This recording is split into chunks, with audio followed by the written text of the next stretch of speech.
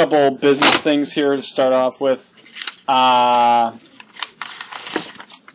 First is I had hoped to finish the grading papers by today, but I have not finished.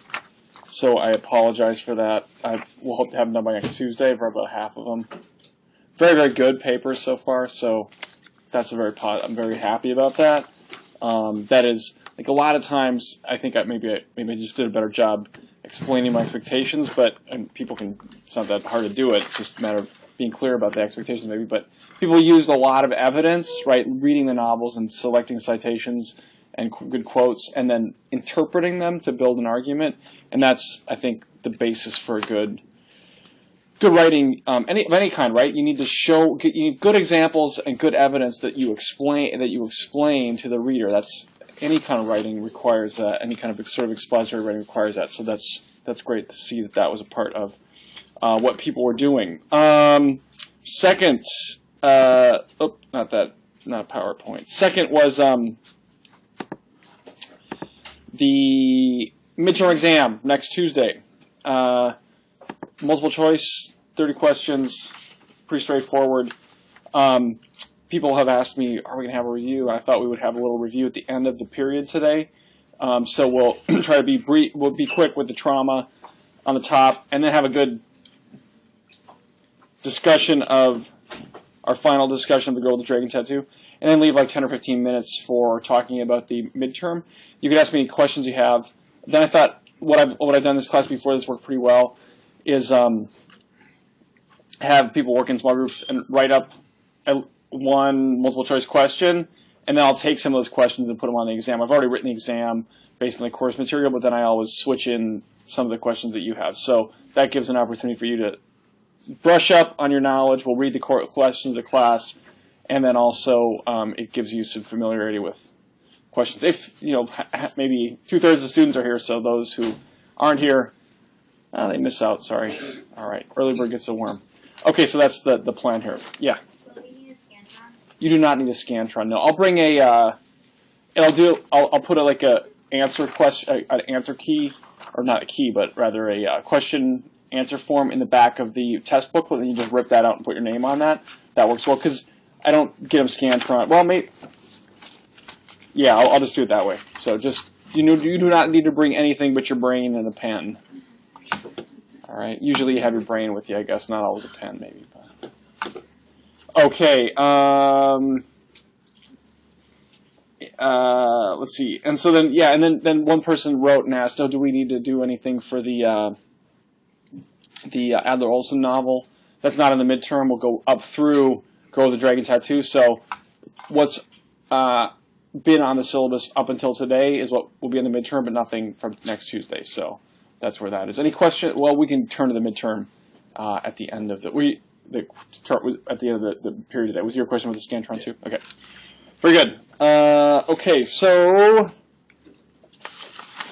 before we'll touch on this keyword trauma, which is a big one for this novel, and also a lot of our novels, I guess you could say. But this is the famous one. What do people have to say? Just totally, what's on your mind about it? Any thoughts? People want to share before we kind of go into our organized discussion of the novel? I see like grins and smiles and smirks and laughs and gazes off into the distance out there. But anyone?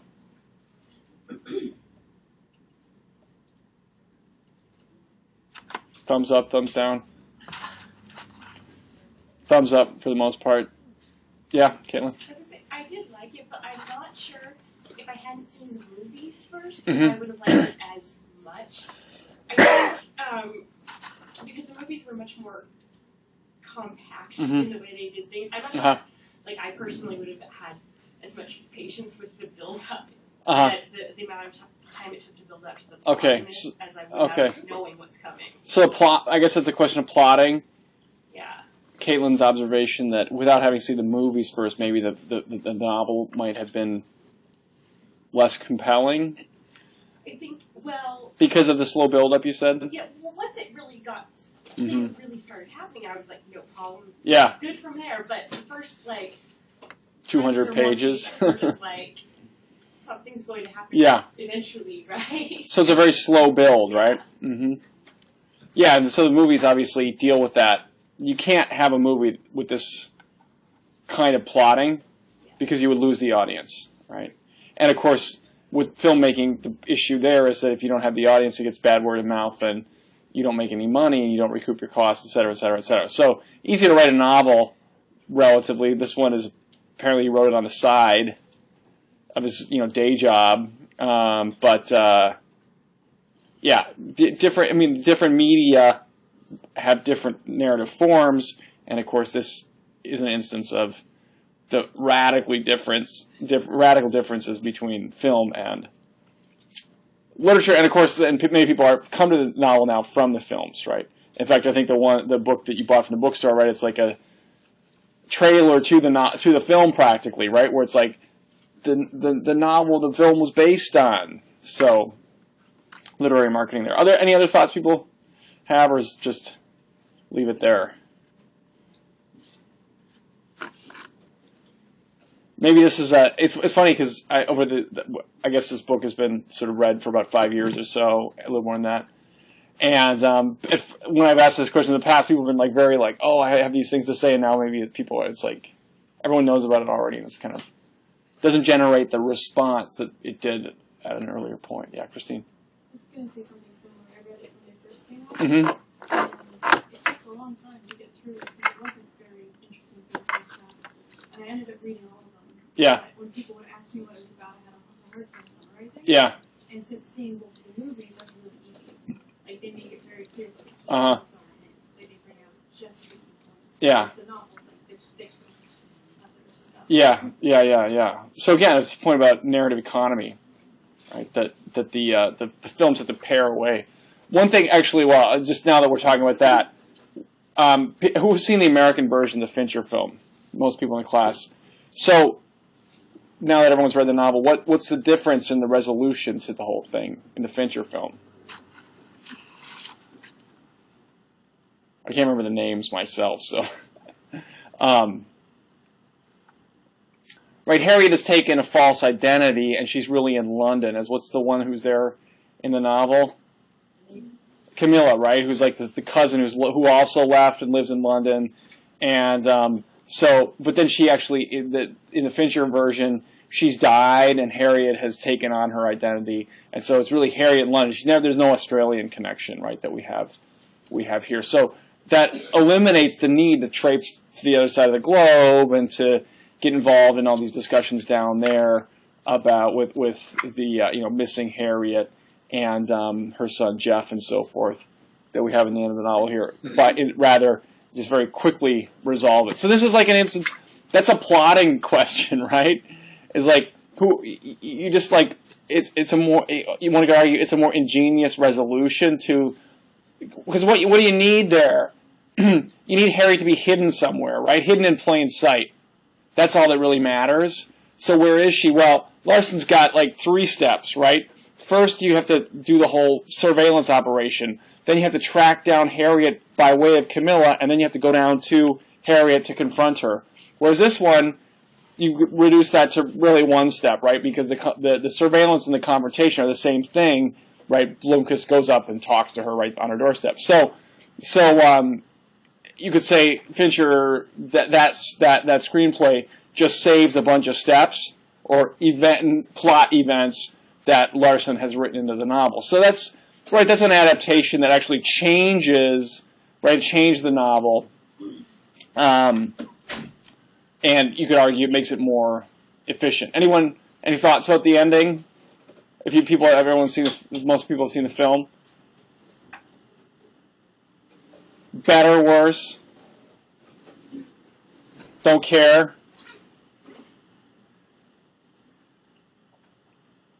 Yeah, sir. I've seen the movies, but I thought it was a better ending, compared to the other novels we read, actually, and which I thought was kind of ironic, seeing as this is more of maybe the other ones were too, but since this is a series, they could have left more unresolved because there are more to come. But I thought they did a good job of making it a Yeah, yeah.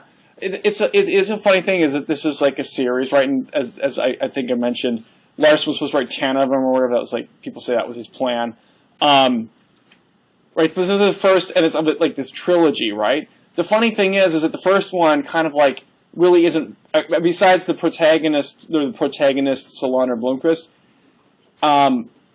the connections to the latter two novels are pretty tenuous in terms of sort of event, right? That there's things that we get a whiff of here, but you could not, you could actually have this novel 2 and 3 as completely separate, and not have this novel at all, and it wouldn't really affect the 2 and 3.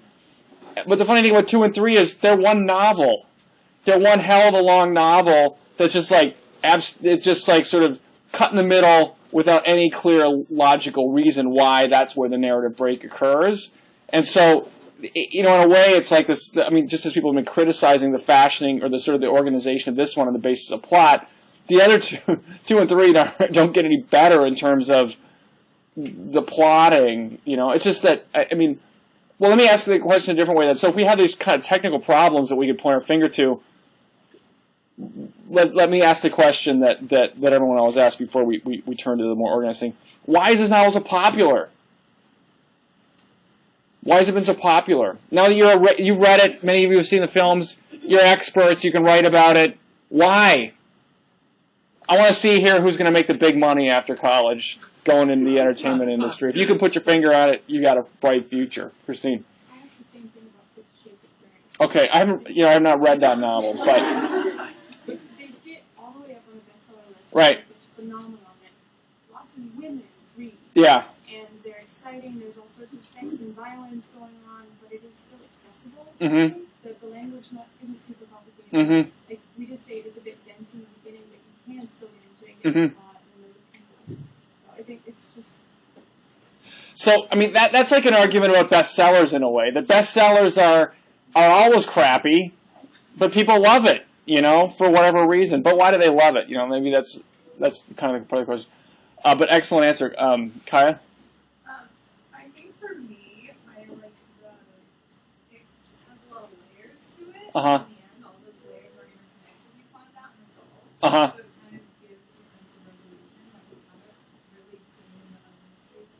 Okay, so I mean, part of this, the benefit of the slow build-up is these layers, and so there's a satisfaction for the reader when they kind of come together in a way that, you know, makes sense. Even if there's some people always point at the loose ends in this novel, but it does kind of all fold together, and what seemed to be separate, you know, is kind of united. So there is a kind of a unity, right? And that's, of course, going back to good old Aristotle, right? That's a criterion that people often use for evaluating artworks. Is there a unity to them, or do the parts just not cohere at all in any way? But there is some coherence here.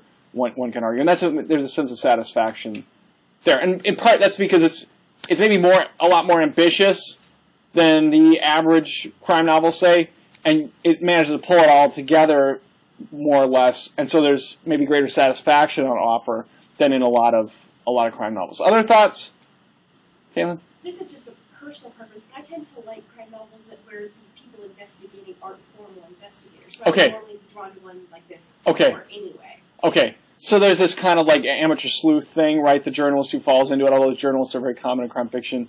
And then Solander, right, who's an unusual figure in crime fiction, the hacker, you know, and now look at the next novel here where we read the U.C. Adler-Olsen. He's got the Solander figure, right? You'll see. We can talk about that when we get there. But it's clearly this is like Larson hit on something that resonated with readers in Lisbeth Salander, who's, you know, an exceptional figure in a number of different ways. Other thoughts there? No? Okay, let's turn to trauma then.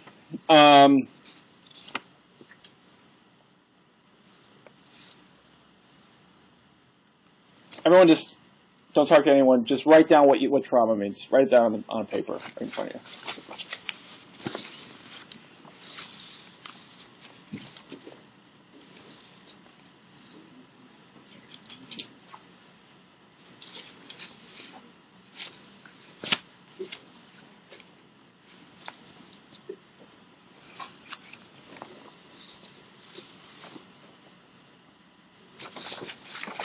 What do people write down for trauma?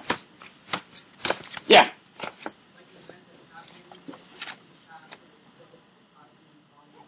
Okay, an event that happened in the past is still causing you problems in the present or will continue in the future? Yeah. Psychological damage. Yeah. An emotional response to a terrible event. So we have past, present, mind, emotion. Agnes? I said it was an unavoidable. We'll move on. Sheridan? Mental pain. Again, mind, emotion. Michael? Life-changing event that alters your mind. So there's definitely a sense of mind here. Agnes, back to you. Unavoidable. Sorry, what's happening? It's like You've been traumatized. Oh my god! Oh, disturbance. You're going to be traumatized by a disturbance, right? A mental disturbance. Something is kind of like not clicking right. Is it Cindy? Bailey, sorry.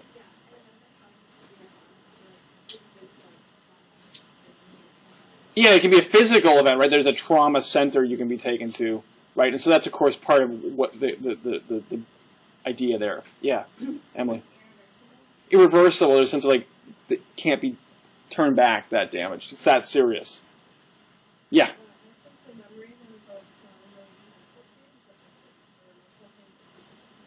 Yeah, so not only emotional pain, but physical pain. So there's this combination, like embodied pain, sort of. That's a part of it. So it's large. You know, if you cut your finger on a knife yesterday while you're making dinner, that's not a trauma, right? Trauma is bigger than that. Yeah. Cameron? Can define who you are. Absolutely. And of course, that's where we've seen in these novels. There's these characters who, there's a sort of a trauma suggested as a definition of who they are. Emily? It's associated with shock. Okay, often trauma is associated with shock. Here, if you read I hope you read the Carruth reading for today. She makes that point that it's shocking. The mind is not ready for it, and as a result, she says that it can't be fully processed. So, one of the things that Carruth argues, Kathy Carruth, one of the main sort of statements about the relevance of trauma for people, studying literature, which is often about trauma, is that the traumatized subject can't process the impact of the traumatic event. And so they can never fully understand it, right? And this is where we get back to the initial point about the past. Because you can't understand it, you can't get back to it, you keep trying to get back to it to understand it, and yet you can't, right? And so it's this kind of like shuttling back and forth between the past and the present. And that's where the trauma causes all the pain, right? You can't get beyond it. You're trapped by the past. Haunted, so to speak. Keep going back to it. And so in a way, like part of the point is that the traumatic event can't be fully sort of represented. You can't kind of master it, and so it masters you, the traumatized subject. So one of the things that Carruth argues, right, is that trauma is about repetition. We keep repeating that the traumatized subject, in trying to go back to it to kind of figure it out, keeps repeating the trauma, right? You keep calling it to mind or trying to get at it or deal with it one way or another, and then you get kind of trapped in this cycle of repetition, so she argues. Because the wound, right, this kind of psychoanalytical idea, is not fully available to you or visible to you. So that's a kind of a nutshell version of trauma that people have done the reading and or looked at the keyword and know this term from other contexts. But it's helpful here, right? You can see right away for this novel, but also for the other novels. They're often stories, they're trauma stories in a way. These horrible things that have happened to people that make them there. In fact, just thinking about what people have already written, no one talked about trauma in their midterm paper, but a lot of people were making that argument about childhood experience. So childhood trauma shapes the adult, right? That's certainly, especially The Water's Edge, right? That's in a way that's what that story is about.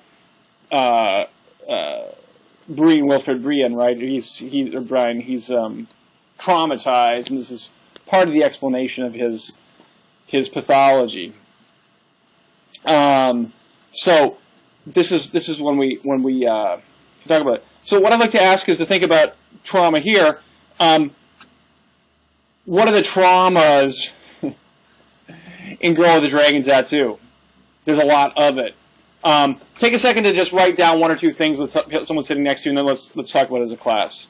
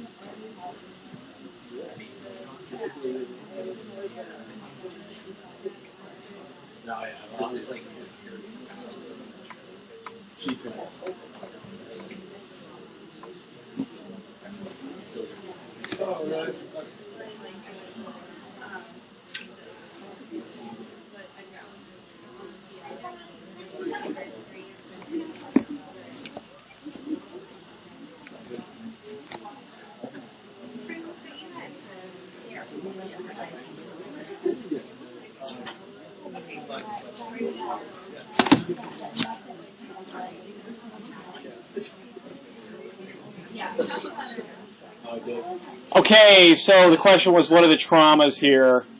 So let's list them out a little bit, Ben.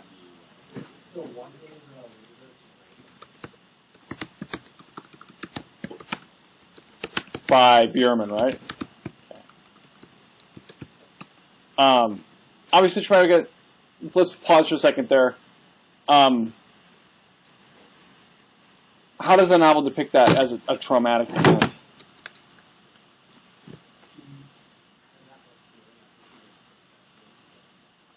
Okay, so there's a feeling of violation, right? Violation for Lisbeth, an enormous violation, obviously. Now, one of the things you could argue, based on her response, is that she's not traumatized by that event, right? That she comes back and she sort of deals with it in a rational manner.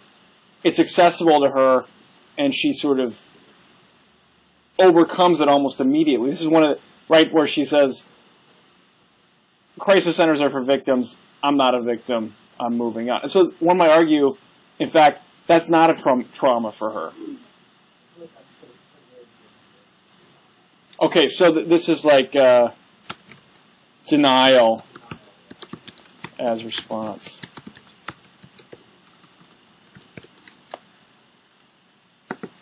So that's one way to think of it. This is actually kind of an interesting one to think about because it's very much more. I mean,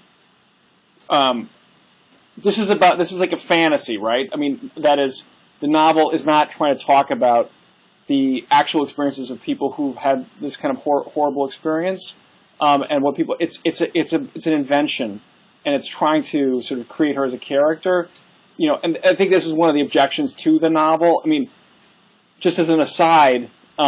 Mentioned to me, like the best version of it is my wife's. I don't think I told this story.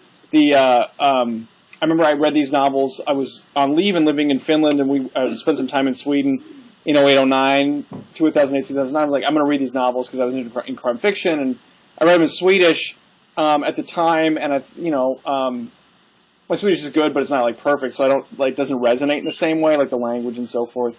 And so then I was like, we came back from there, and I was teaching this course. It was a new course. Like, I was trying to decide if I should teach this novel or not, and like, you should read this novel to my wife, and so she read it, and she was just, I hate this novel. This is the worst. And her point was that it's like a sort of fantasy that it's a fantasy of feminist justice in a sense, right? That's the way the novel presents itself. And yet, how does it create that? by depicting just this degradation and destruction of women. It like revels in the details of rape and murder of these women who are victims in the novel. And so, what kind of novel does engages in that sort of ugliness in order to make its point? And if you actually look on Amazon at what people have said about this novel, that's just taking one sort of cross section. That's actually if you look at the 1 stars, right? That's what people say, that it's an ugly novel about ugly things trying to make an ostensibly positive point, right? And so this is the thing. This is one of the things, like the rape thing in the novel is really. I don't want to deny the problem or overlook it, because it is one of the issues where just like unimaginable violence, but it really is kind of a platform for showing that you can take this character to the edge, and she still comes back resiliently, and she's not traumatized by it, right? And that, in fact, becomes her motive for going on this, like, her own violent spree, right, in the guise of this investigation. So that's one thing that is just, as an aside, I think worth mentioning, that, or not as an aside, it's an important part of the novel. We can maybe, when we kind of circle around and talk about the whole thing, talk about more that, what do you make of the politics of the novel? Where there's, on the one hand, it seems, 20% of Swedish women have been threatened by a man. It's just like, its politics are right there. We talk about the title, Men Who Hate Women, right? Misogyny. Is it, is a novel that is a critique of misogyny? What do we do with it when it's like all about misogyny, right? So, when you repeat the very problem you're supposed to be fighting against. But yeah, so this is the issue of Elizabeth's trauma is one worth paying attention to. Maybe other people have some. Emily. Okay, so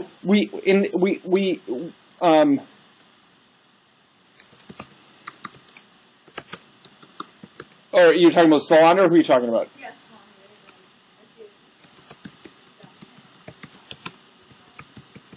Now, we don't really have that much about her childhood in this novel. Are you thinking about other?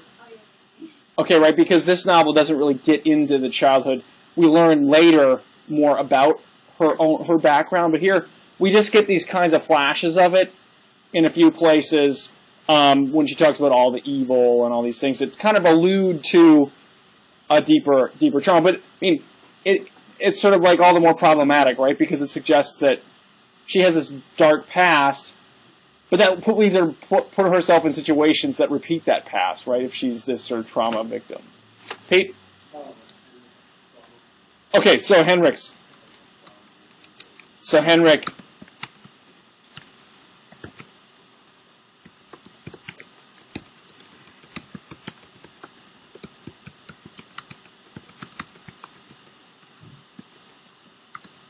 Because that's the way he understands these flowers, right at the beginning. That it's like a traumatic structure. What's the traumatic event? Harriet's disappearance. How is it repeated? The annual delivery of these flowers. And so that's the torture, right? To like scratch the wound, pick the scab, right? That it's not even Henrik's choosing, but this kind of like structure of repetition that is supposed to bring him right back to those moments where it's the murder torturing him. So there's Henrik. Agnes. Also in relation to So Martin, traumatized, right? Rape victim. Of course, this is the other thing, right? Obviously in the novel too, is that this Martin, this serial murderer, like the ultimate monster, right? Just like a factory of murder down his basement. He's also a trauma victim, right? Deeply, and as one could argue that he's just like Breen, right? We have to understand that he's a victim too. And that's part of the explanation of who he is, horrific a monster as he may be. Emily. Okay, so Wennerstrom event for Michael Bloomquist and Millennium. I guess one question would be like, too, is to when do we draw the line as like this is a professional disaster but not traumatic, right? Then he can think about it rationally or something like that. You could argue it either way, that Mikhail, like, he keeps repeating this thing and it's like deeply disturbing to him, or he has a rational response to it. He takes a strategy. It's not a traumatic event. Other ones? Yeah, awesome. Right, so Harriet, we'll put that actually next to Martin, right, because Harriet.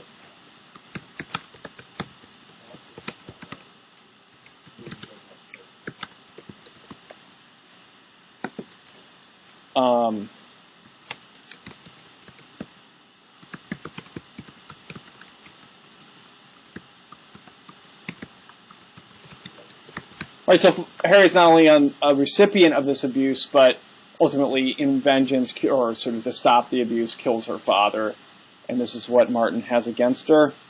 But she's been victimized by the father's raped her and abused her, and so she's like just heavily traumatized by these events. That's kind of like the primal scene of the trauma, right? There's a lot of trauma in the novel, but it's really Harriet's victimization that's the ultimate kind of source of the abuse or the evil, so to speak. Yeah. Cecilia, she was not only beaten by her husband, but also she was really close to Martin. Right. So there's these other people who are. It's like the whole. Well, part of it, like part of this is that you could say too. It was like if you look at the. Right, we had the beginning of the novel with this whole family tree here, or whatever it was. Where is that family tree? Or maybe it's not here. I'm thinking of the other one. Oh, there it is, right there, right before the part one. Like the whole family's been traumatized, right? I mean, which maybe should tell us something. In a way, you can say what keeps coming back is like the trauma itself. And this is where maybe one more would argue that's Larson's failure. He's got one explanation: sexual violence, destruction, abuse, writ large. That's the Vale of Tears, right? And the whole Wagner family is a product of those kinds of traumatic abuses, right? Just complete destructions of other people that leave them disturbed, physically and emotionally damaged for forever. Right. That's the family. That's the whole family tree. And you could argue that's not very subtle, right? That's just this sort of device that he uses to say that's the problem. But that's kind of we can take that up when we talk more about the novel. Just kind of pull things together at the end here. So these are these lists of trauma. And what I'd like to do then is ask another question: is if you just choose one of these and say, like, on the level of the story, without sort of like reading into it, but just like on the level of the story, what's the consequence of the trauma? What can the novel do by introducing these traumatic events in these characters' lives? Does it make them like slow on, or what? Like this, to begin with Ben's point, when you make her a victim in the way she is, what can she do that she couldn't do if she weren't victimized like that? Or Cecilia, or Martin, or Harriet, or all these different people who have experienced these, life-changing events. How does the novel use that trauma? So take a second to talk about that with people sitting next to you, and then we'll talk about it as a class.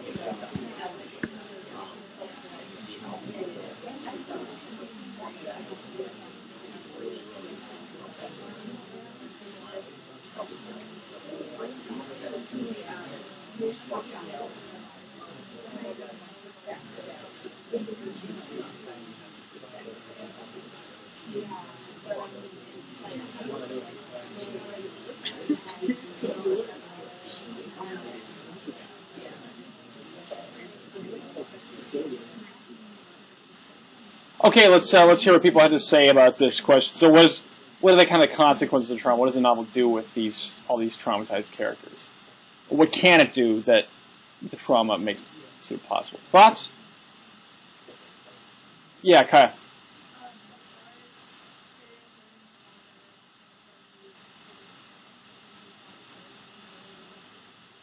Okay.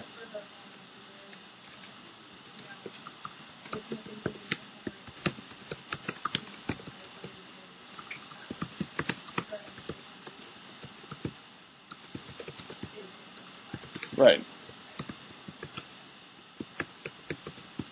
So trauma justifies Harriet's disappearance, right? She's got to get out of Dodge and like totally reinvent herself because of the extent of the violence against her.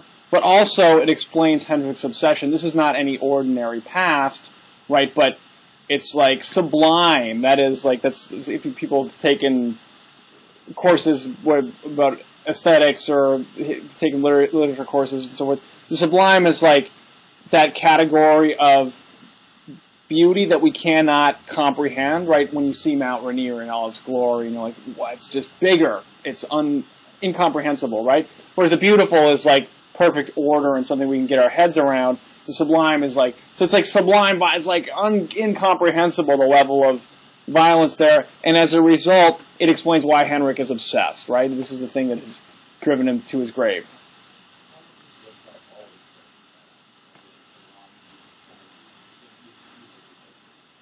Okay, so that so much trauma, that broad, or should we put universal violence, that everyone is, because everyone is a victim, everyone has become violent, and so you get this kind of Hobbesian picture of, in this novel, where it's just like war of all against all, right? And that's certainly one of the things you can say of this novel. It's like this, it is a war of all against all. Even these momentary alliances, Blomkvist and Solander, they look like they're going to break up at the end of the novel, right? And no one really cares about one another. They're all like worried about their own pain. And that justifies a lot of doling out a lot of pain to others. Right? Yeah.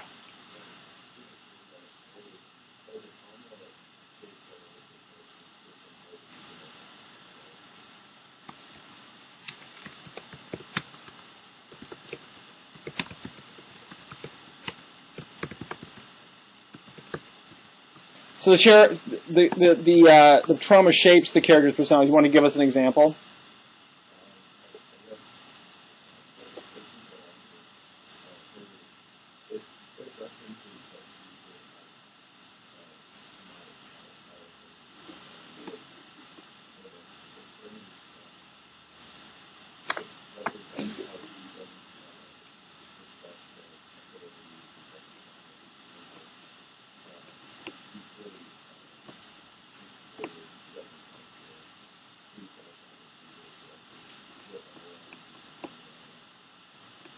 Right. So the kind of the argument would be that because she's been so damaged, traumatized, right, as a child, she's adopted these ways of dealing with the world that can be explained by those childhood experiences, right? So she doesn't trust authority. She keeps people at a distance. All these things because authorities were a part of her abuse.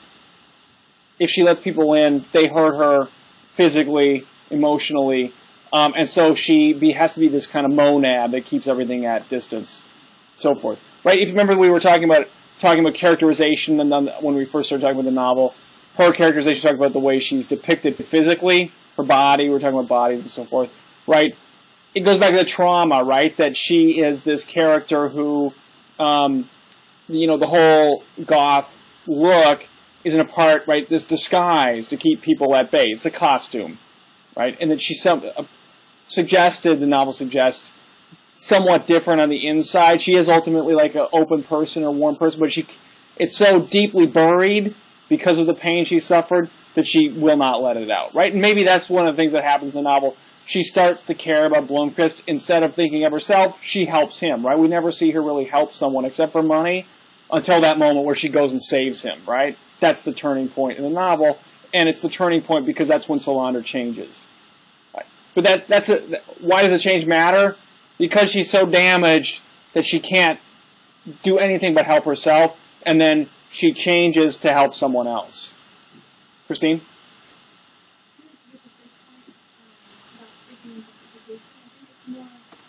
As a literary tool, it's kind of like these extreme experiences cause huge extreme reactions to it.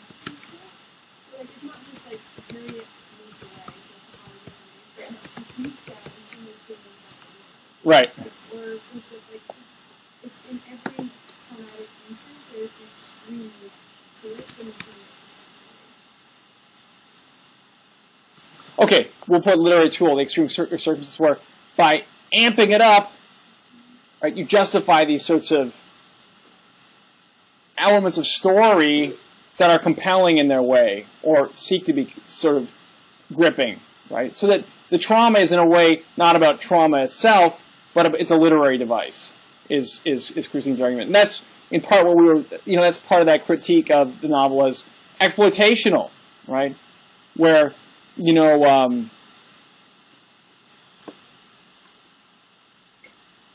show a bunch of pornography to criticize pornography, right? I mean, it's like this thing where you put the thing there and revel in it as a means of criticizing it, so that these extreme circumstances are really a tool to justify these sorts of outlandish plot twists and excitement, that sort of titillate the viewer but don't really help us understand those experiences or their emotional, physical consequences, or deal with the actual any kind of reality of those experiences. It's a tool, in other words. So that's one way of thinking about trauma in the novel. Other ones, the consequences of thinking of consequences here of trauma. And it's ubiquity. Yeah.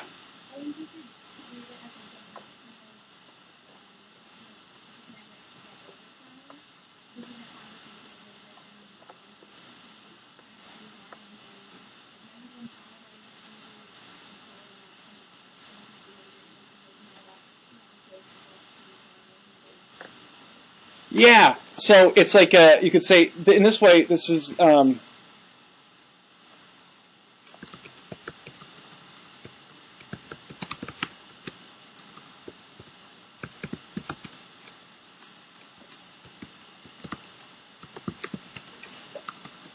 so like remember we talked about Solander's principles last time. The bastard's always a bastard, right?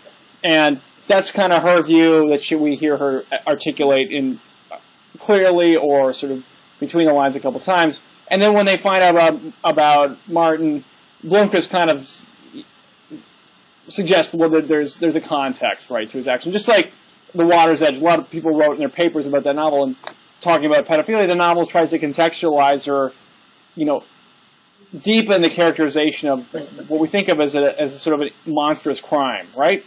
Attacks on children, sexual violence against children, that it's easy to flatten that as like a bastard's a bastard, right? Then that novel seeks to, at least in some ways, ask questions about that or contextualize it, right? Well, here we have, it's kind of a debate between Lisbeth and Mikhail Blomkvist, right? These two positions. Lisbeth is like, she wants to flatten him out. If he did it, I'm kicking his ass, right? Versus Mikhail, right, who's kind of like a good liberal. It comes from social situations, from context. There's a history of abuse here. He wants to put it in perspective. And as much of a monster as Martin is, he wants to kind of try to understand the background for it. And so, that you could say this is like a classic question of justice, right? Do we, on a kind of a positive, say, did he do it? He's guilty. Or do we say, he's a victim too, or she's a victim too, and we can understand the behavior. We may not want to excuse it, but we have to go a step further and say there are reasons there and have some sympathy, right?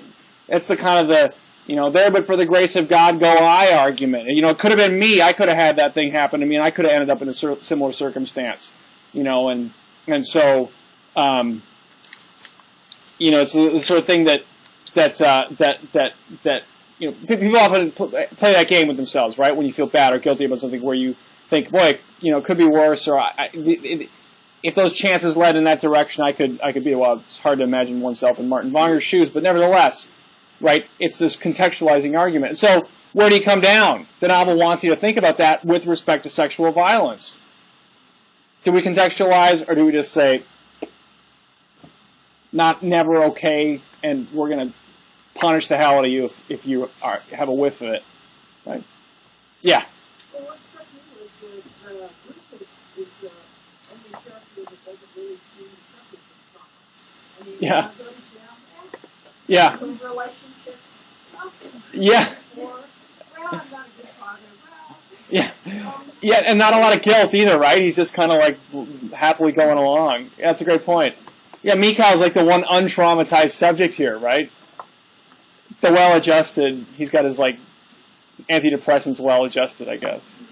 Cameron. I feel like he was pretty traumatized by trying to be killed by Hawk. Right. Well, the Martin event seems to be like he's got the mark on his neck, right? It's like the physical manifestation of the attack, and right, we see him later. He's kind of like feeling at it, and like he's scratching at the wound, right? It's like it reminds us. So maybe this is his introduction. He loses his innocence here. He joins Solander, right? And maybe that's what draws them together, right? She saves him, but he's also the victim. Yeah. So, it seems to be in line with the Scandinavian title of the book. There's a difference between the women's response and the okay. they respond once they've been traumatized against their perpetrators. But the men go on to inflict violence on totally different innocent victims in the future. Okay. Which women try to get away from that and control their abusers, but they don't just go out randomly and start becoming serial killers. Okay. So this is an interesting point too. That the women in the novel who are traumatized have a direct target for their response, whereas the men sort of shotgun it, right? They displace it, you could say, that gets spread out across other. It's not the perpetrator, but others, right? Yeah, this is an interesting observation. We can pick, just since the bell's rung, what I want to do is Susan brought up the title of the novel, and that brings up some of the other issues in the novel that we want to touch on in our final discussion. So let's take a break right now. We'll start at 1:30, and then we'll use about 40 minutes to talk about for our last discussion of the novel, and take 10 or 15 minutes to talk about the midterm at the end.